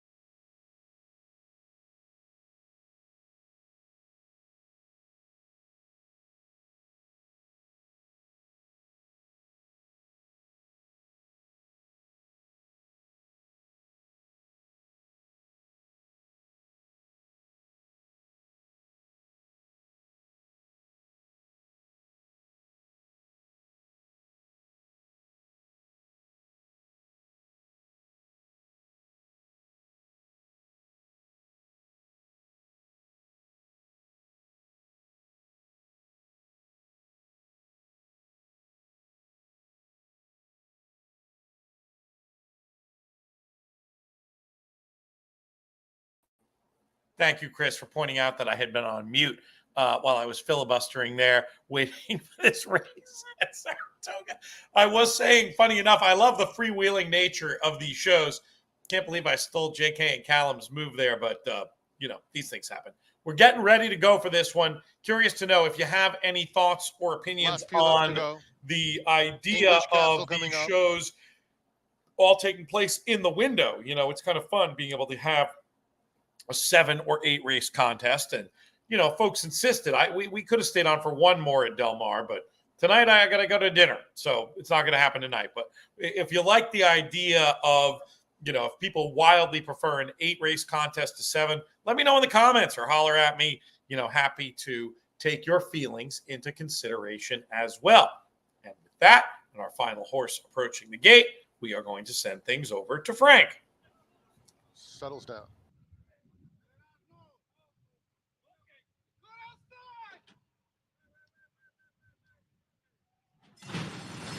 And they're off. Artful Dreamer, flat-footed out of the gate. Kid Creasa, very quick, gets over to the rail, but My Life Story has to steady as a result of that. And here's Mr. Tonic moving up to take second. English Castle is up and on the pace. My Life Story will settle in 4th along the inside. They are followed by Koru. Cash or Chocolate is next. On the outside of them, Slow Down Big Andy, 8 or 9 lengths off the lead. Tis the Prince is down on the hedge. It's a break of 3. Cash or Chocolate is now toward the back of the field. Dakota Country is next, racing on the inside of Artful Dreamer. It's a gap of 5 to the 2 trailers, Temple Creed, and Within View at the back. 23 and 3 for the opening quarter mile. Kid Creasa, the leader, tracked by Mr. Tonic in second. Then My Life Story racing in third. English Castle is 4th, heading toward the half-mile pole. Down at the rail, Tis the Prince is racing a joint 5th inside of Koru. Another 3 back to Dakota Country, who's followed by Slow Down Big Andy. Then it's Artful Dreamer, Cash or Chocolate along the inside, Temple Creed in between those 2, and 6 more to Within View. 48 flat for Kid Creasa. On the outside, Mr. Tonic is in second. They're followed by English Castle getting into it on the outside of them. Third, My Life Story at the rail. Yellow blinkers looking for room, a furlong from the finish. And Mr. Tonic is right up to Kid Creasa. On the outside comes My Life Story in third. Also in it still is English Castle. 16th pole, Kid Creasa resilient, trying to turn away Mr. Tonic. Kid Creasa, Mr. Tonic, they come for the wire together. Photo finish. Noses bobbing up and down. Wow. Mr. Tonic or Kid Creasa. It's close between those 2. Tight. And in behind them, it was Koru and English Castle battling out third and fourth. Kid Creasa at that big number. I mean, this could be a boil over. We'll bring up the leaderboard and see, but first we'll have to see who wins this photo. We'll bring Frank back in, coming to his front paddock side at Del Mar. I don't know if you can see this. Does this Kid Creasa hold on at 31-1, or does the 7-1 horse in the red on the outside get there in the end? It is dead tight. Let's see. This is a good shot. This is a good camera angle. Yeah. Still the 5, still the 5, still the 5, but here comes the decisive bob, and it's the 8 for a half a second. Now it's the 5. Oh no, here is the decisive bob, and it's gonna be the 8. Yeah, there it is. Mr. Tonic getting the job done. Wow, rough beat. Rough beat if you had the other one there. But that was super fun. Good stuff. What's going on there at Del Mar, Frank? Everything good? It's all good. I was so excited. I thought I'd look at the horses and give you my expert paddock opinion, and by the time I fixed the camera, it's vertical now, you see, right? Is that better? You did a lovely job there. It looks excellent. By the time I did that and took 2 steps to get to where I usually hang out, I got bombarded by about 30 people, and I didn't even get to see the horses as they walked around and made their way out onto the track. So we'll have to look at the TV and see what's what, but it looks like the number 2 here, the horse that ran 4th to Eagles Flight in the debut is taking all the money. Visceral. How has that form line worked out so far? We haven't seen Eagles Flight yet. What have the other runners to come out of that race done? I have not looked at the chart for that, but I can tell you this: before that race, that debut race for this Mark Glad horse, you know, me and TQ, we do a lot of notes in Formulator. We keep a database based on our observations and some of his physicality stuff. But before that race, we had Toby Terrell had a super work. So the horse was training very, very well up into that debut, was 9-1. Now you'd say, oh, the horse didn't take money, but you got to keep in mind, Eagles Flight was, I think, 1-5 in that race or something. So surprisingly, only even money. One. Oh, is that right? Okay. Yeah, 110-1. But remember, Santarena was also in there. The career maiden. Yes. Yeah. Adelon. So it's the form is either which way at this point. So Santarena came back and ran the 70 the other day in that race that was the big boil over that Miramati was in. Right. The other one to come back and run from that race. Atitlan, that horse got shifted to the turf for Sheriff. Well, Atitlan won. Yeah, that horse won that was that bomb 35-1. Yeah, the other Sheriff's bomb who won on the turf. Very inconclusive, I would say, is the form for that race. So really hard to make any wild assessments. As soon as this race goes live, we're going to show. We'll do the leaderboard, but we're not quite live yet. We haven't quite updated with that result from Saratoga. The other thing to keep in mind is, we got to look for the computer money to come in late, because keep in mind the 2-horse is partly owned by My Racehorse, and we know that the fractional syndicate owners really like to bet their horses and root for the win. So it is possible that a lot of that early money is from the My Racehorse crowd, and we'll see if the Baffert horse, number 4, who's my top pick, we'll see if that horse takes the computer money and the market kind of evens out a little bit. I can see it. What do you have cooking as far as the pick 6 goes? I was alive after the first leg with the all, and I'm single to Canada Gate here, the 4. Okay. And my case is simple. I mean, when do you see a John Mont Baffert horse so lukewarmly bet in the starts? That tells me that the horse just wasn't ready. They were just giving educational runs, 2 sprint races around the track, freshen the horse up a little bit, stretch the horse out for the first time, run okay, boom, prep race, go time at Del Mar to break the maiden. I think Canada Gate is the one to beat. You always, whenever you pick a Baffert and he has 2 and you pick the shorter price, you always have to be wary of the longer one. I call it the Baffert shell game. He's got Winter Felon here. That one is currently 7-1, so not taking much money on the tote, but that doesn't really matter when it's the other Baffert. But I think Canada Gate's ready to run the race. I hear you. That day also, Time Form anyway, had as speed favoring, and Pony Express, who ran off and hid on the front end, was on the lead. Canada Gate in second, just sort of stayed second the whole way. Does look like a horse who could move up. Time Form does have Visceral with the pace advantage here coming out of that 6 furlong race, but just has to stay. We'll see if the horse can stay. Glad off to a terrific start at the meet.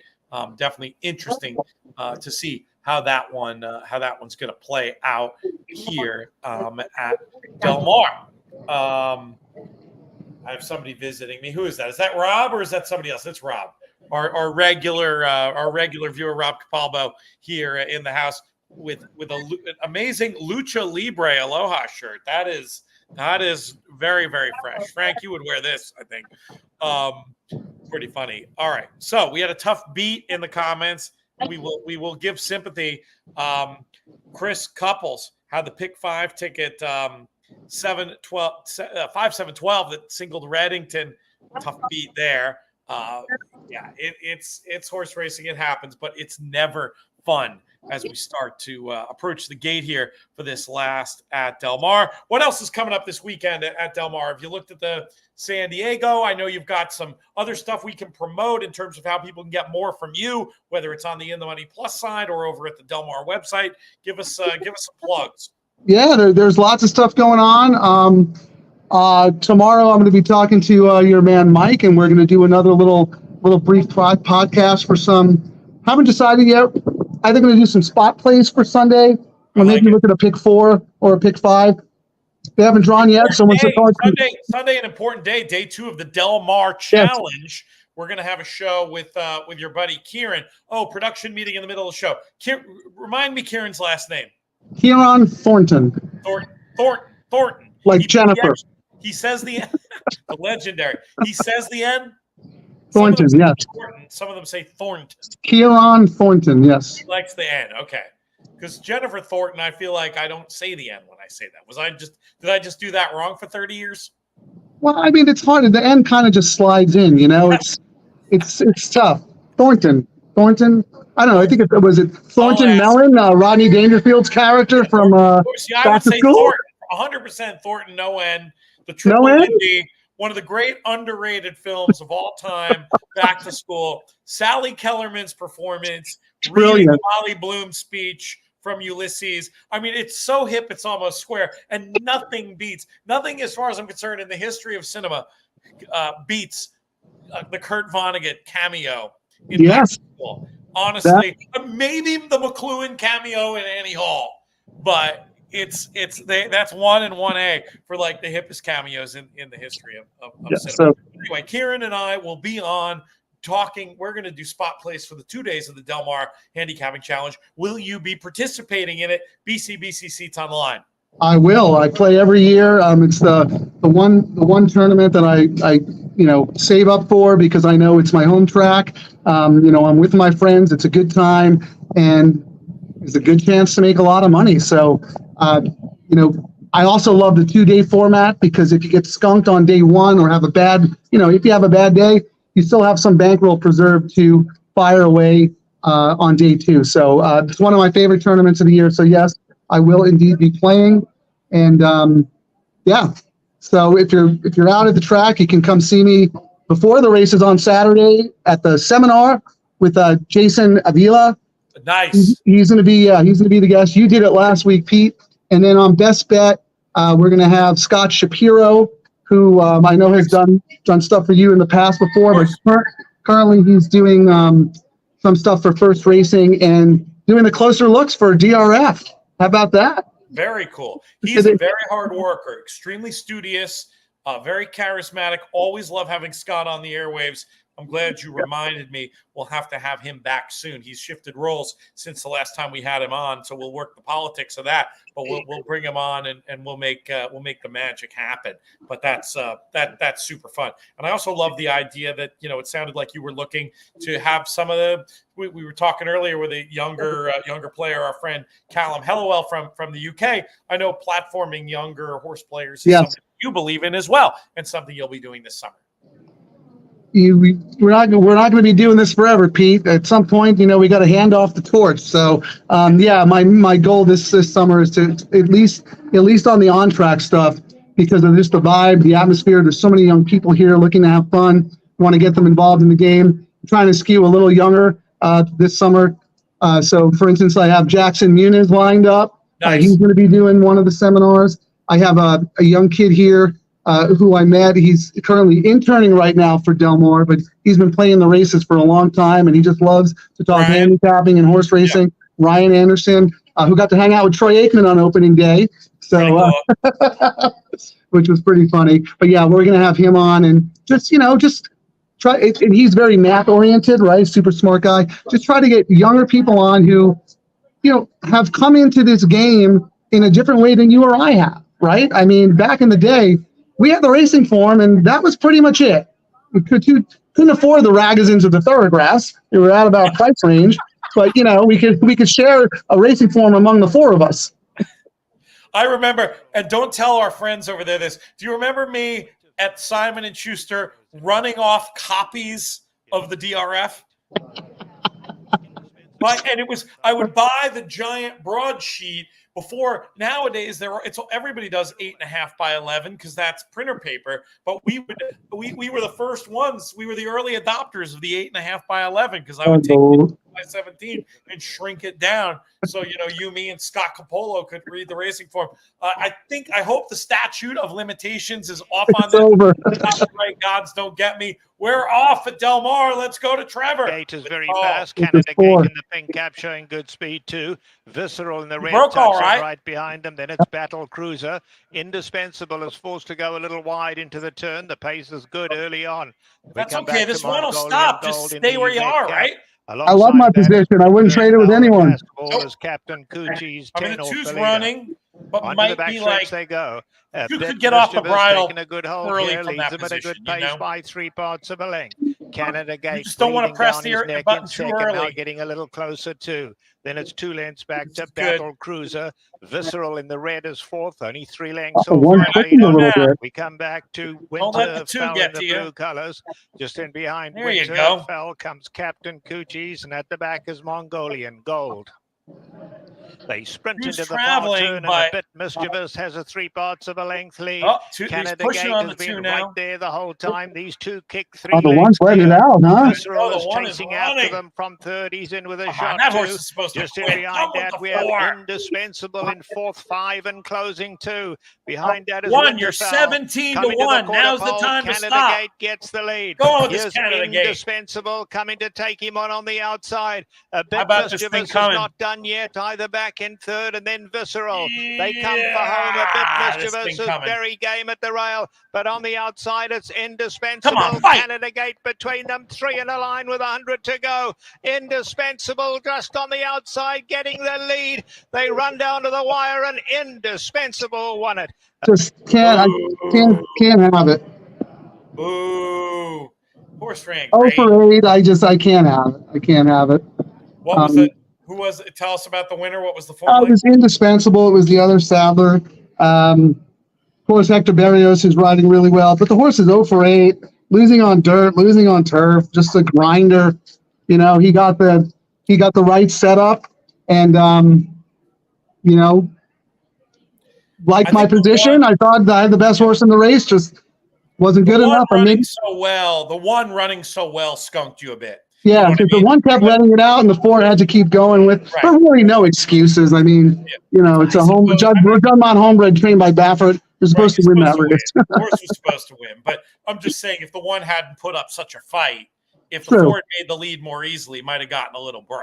I think he emptied it out a little bit because he had to work so hard to take down the 1, and he was left vulnerable to the late punch.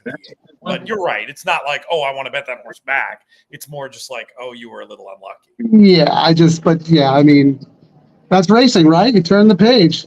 What do we got? We got the race 5. Is this the start of the pick 4, baby? 4, pick 4, right back in. Once more onto the breach. Turn the page.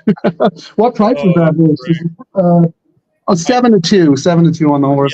Yeah, decent price. Plenty will have had, but I'm with you. I mean, it's hard to take these 0 for 8 types when they're not dropping, against horses like that. I mean, we stayed. The my racehorse ended up just being kind of over bad. Didn't really. Yeah, didn't do anything. Yeah, but no, I think you could feel a little. I don't know if unlucky is the right word, but you can feel like you had the right idea. It was the right idea. But you have to look at the range of plausible outcomes, and that was certainly within the range of plausible outcomes. But, when you see it play out, sometimes you feel, I don't know, I think you can feel justified in the way you saw the race coming in and the way it played out, which is kind of funny to talk about in a one, we're trying to look at things holistically and we're talking about one bad way. But I still think you can't feel too bad about it. It just didn't work out. No. I mean, look, the whole point of the sequence, and I talked with this about Mike, and I also wrote about this in Frankly Speaking, because I let your readers know, who I liked in the sequence. You have to isolate the races where you have to be spready in and where you have to be tight. To me, that was the race you had to be tight in, because I didn't expect a price horse to win that race. So even here, the horse, I didn't come up with the horse, but the horse was only 7-2. A bomb wasn't going to win that race. So in my opinion, you needed to be tight there. So you could be spready in leg 1. And then there's another race later on that I think you have to be spready in. So when you're playing a sequence, you have to, you can't just, I mean, you can caveman it, but you have to decide which races are the spread ones and which ones are the tight ones, and just play it accordingly. And that, to me, if I had gone 3 deep in that race and not hit it, I would have felt like a moron, So I'm perfectly happy planting the flag with the 4. Everything worked out the way I thought it would, except the result. Yeah, exactly. Process oriented. I think that's the term we're looking for there. All right, we are all official. I'm going to bring this in, and we're going to read this leaderboard, and then we are going to wrap the show. Godspeed this weekend, Frank, in the contest. Thank you. Following along with interest. We'll be checking out In the Money Plus for Frankly Speaking, and we will also be checking out your other coverage, which you can find on the Del Mar website. So appreciate you coming by, and we'll be talking soon, brother. Just real quick, who's top of the leaderboard? I can't see. So Jay Davis, you can stick around if you want to hear me read the board. Yeah, I'll hear you read the board, and then I'll pop out. I like it. Jay Davis is the winner this week, and Thomas Lapadat, 2 names I don't know. So that's very interesting. That's 2 people who will get to contribute, get to participate, I should say, in our end of season tournament, our 80-player tournament. Then, as far as tour points go, John Bull III in 3rd, Michael Saletta, who's been ripping it up on the HHH tour, who has been in the comments today, he is in 4th place. Pete Dreston's in 5th. Stephen Queso, Tyler Hoffman, there's that name again. Continues his hot streak, getting valuable tour points. He'll go on to play in the feeder at the weekend. How about this? Tony Schiavone. You don't suppose it's the same Tony Schiavone, do you, Frank? From wrestling? Yeah. Yeah, I don't know. Maybe. The same way. He could be a DG. You never know. Jeff Van Dree in 9th. Aurelio Garcia in 10th. Togo Travaglia in 11th. Kenneth Pittman in 12th. I'm going to go down, is it 17th? Top 18. So we'll go down to 18th. Stephen McNatt, David Browning, our former champ. Dylan Donnelly, well known in the contest world. Nice.